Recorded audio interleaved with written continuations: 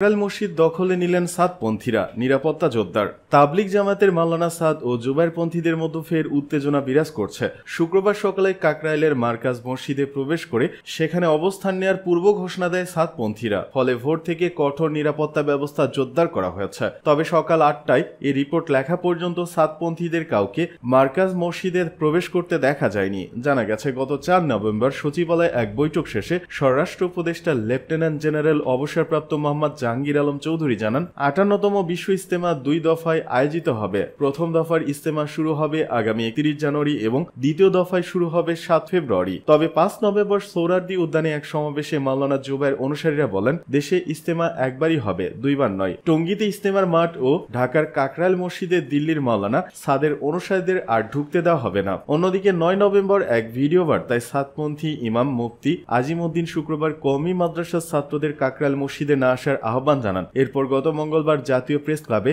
সংবাদ সম্মেলনে জুবায়েরপন্থীরা বলেন, মাওলানা সাদের অনুসারীদের মসজিদে প্রবেশ করতে দেওয়া হবে না। জানা গেছে, 2017 সালের নভেম্বরে দুই পক্ষের দ্বন্দ্ব প্রথম প্রকাশ্য রূপ নেয়। সেদিন কাকরাইলে দুই দল কর্মীর মধ্যে হাতাহাতি হয়। আর এতে গত 7 বছর ধরে প্রশাসনের সিদ্ধান্তে কাকরাইল মসজিদের এক অংশে জুবায়েরপন্থীরা 4 সপ্তাহ ও সাদপন্থীরা 2 সপ্তাহ করে পর্যায়ক্রমে তাদের কার্যক্রম পরিচালনা করে আসছেন। তবে মসজিদের অপর অংশ জুবায়েরপন্থীরা 12 মাসই নিজেদের দখলে রাখে। সাদপন্থীদের অভিযোগ, আওয়ামী লীগ সরকারের সময় হেফাজত সমর্থিত জুবায়েরপন্থীরা বেশি সুবিধা ভোগ করে আসছেন। টঙ্গীর বিশ্ব ইজতেমার মাঠ নিয়েও দুই পক্ষের বিরোধ দিনে দিনে তীব্র হচ্ছে। হাসিনাকে থামান, ভারতকে বাংলাদেশ। ছাত্র জনতার রক্তাক্ত অভ্যুত্থানের মুখে পালিয়ে ভারতে আশ্রয় নেওয়া শেখ হাসিনার বিভিন্ন সময়ে দেওয়া বক্তব্য বিবৃতিকে ভালো চোখে দেখছে না সরকার। এমনটি জানিয়েছেন পররাষ্ট্র মন্ত্রণালয়ের মুখপাত্র তৌফিক হাসান।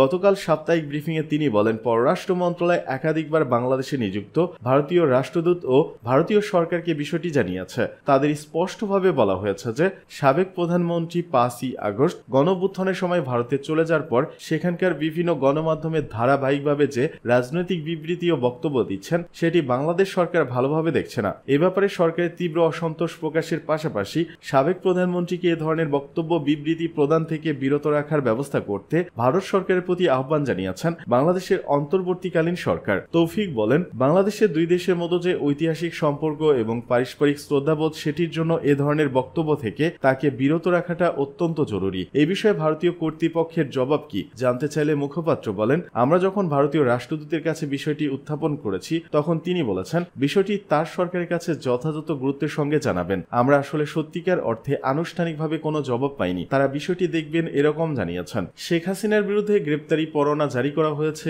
এবং তাকে ভারত থেকে প্রত্যাবর্তন করানো হবে কিনা এ প্রশ্নে মুখপাত্র বলেন, এটি একটি রাজনৈতিক সিদ্ধান্ত। আমাদেরকে যদি সংশ্লিষ্ট মন্ত্রণালয় থেকে জানানো হয় তখন আমরা যথাযথ পদক্ষেপ নেব, কিন্তু পররাষ্ট্র মন্ত্রণালয় এখন পর্যন্ত এমন বিষয় নিয়ে কোনো অনুরোধ পায়নি। ছাত্র জনতার গণ অভ্যুত্থানের পর আওয়ামী লীগ সরকারের সাবেক মন্ত্রী ও এমপি ভারতে অবস্থান করছেন, সে বিষয়ে কোনো সুনির্দিষ্ট তথ্য আছে কিনা মুখপাত্র বলেন, না, এ নিয়ে কোনো তথ্য নেই। ভারতের ভিসা পাওয়া সংক্রান্ত জটিলতা বিষয় পররাষ্ট্র মন্ত্রণালয়ের মুখপাত্র বলেন, বিষয়টি আমরা ভারতীয় কর্তৃপক্ষকে বারবার বলে আসছি এবং ভারতীয় কর্তৃপক্ষ আমাদেরকে তাদের লোকবট সংকটের কথা জানিয়েছে। স্বাস্থ্য ভিসা এবং তৃতীয় দেশে যার জন্য ভিসা প্রত্যাশীদের বিষয়টি যেন তারা দ্রুততার সঙ্গে বিবেচনা করেন সেটি আমরা তাদের বলেছি। সেই সঙ্গে রোমানিয়া, বুলগেরিয়া এবং ফিনল্যান্ডে যেতে ইচ্ছুক শিক্ষার্থীদের ভিসা পাওয়া সহজ করার অনুরোধ করেছি। অপর প্রশ্নে, তৃতীয় দেশের ভিসা প্রার্থীরা দিল্লির পরিবর্তে ভিয়েতনাম এবং পাকিস্তান থেকে ভিসা গ্রহণ করতে পারবেন বলে জানান মুখপাত্র মিস্টার হাসান।